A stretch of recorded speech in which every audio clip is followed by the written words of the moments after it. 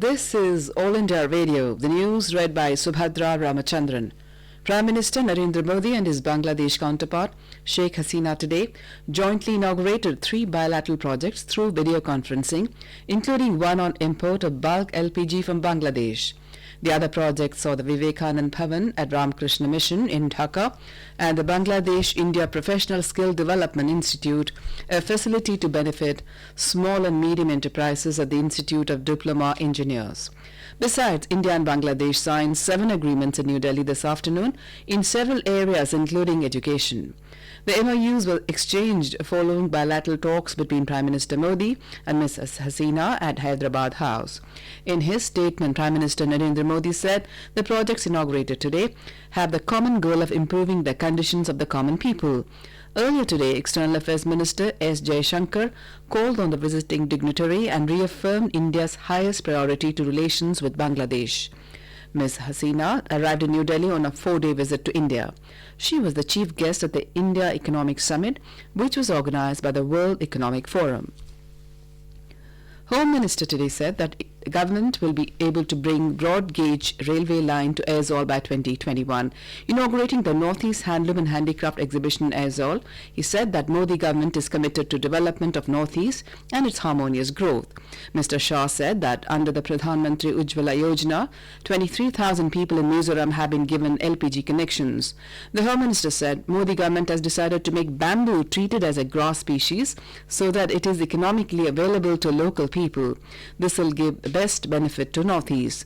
Donor Minister Dr. Jitendra Singh said land border agreement with Myanmar has been done and project of inland water has also started with Myanmar. He said Centre has approved 43 project worth rupees 300 crore. Union Information and Broadcasting Minister Prakash Javadekar today said that central government is working round the clock and taking actions to strengthen economy. He was talking to media in Lucknow. INB Minister said that in the last 1.5 years, repo rates have been reduced 5 times and it will strengthen the industry and interest rates will also come down. Mr. Javadekar said that today there is a kind of slowdown all over the world, but in India the situation is different because here Modi government is working continuously on strengthening the country's economy.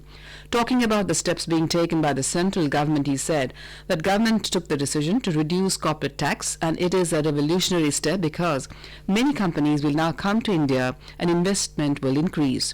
He further added that government has decided to invest rupees 100 lakh crores in country's infrastructure with 10 lakh crores investment pushing in every year. Mr. Javadekar said that merger of banks is strengthening banking industry and everyone is welcoming this decision. 70,000 crore rupees have been given to banks to make them stronger and central government is taking action against economic offenders. Defence Minister Rajnath Singh has given in principle approval to enhance monetary assistance from 2 lakh rupees to 8 lakh rupees to the next of kin of all categories of battle casualties. This is a 4-time increase in monetary assistance for battle casualties. An official release said the amount will be granted under Army Battle Casualties Welfare Fund. Our correspondent reports that Army Battle Casualties Welfare Fund has been set up under the Department of Ex-Servicemen Welfare, Ministry of Defence. A large number of people offered to provide monetary assistance to the families of battle casualties following an incident in February 2016 at Siachen, wherein 10 soldiers were buried in an avalanche. The fund was instituted in July 2017 and was implemented retrospectively with effect from April 2016.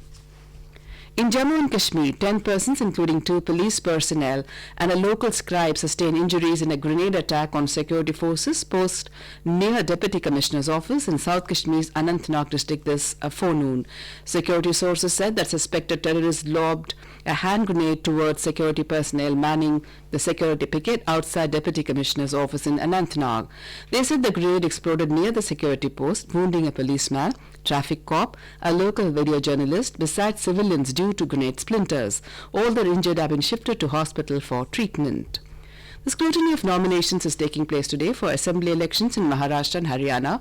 The filing of nominations in the 2 states ended yesterday evening. The candidates can withdraw their nomination till the 7th of this month. And that's the end of this news bulletin.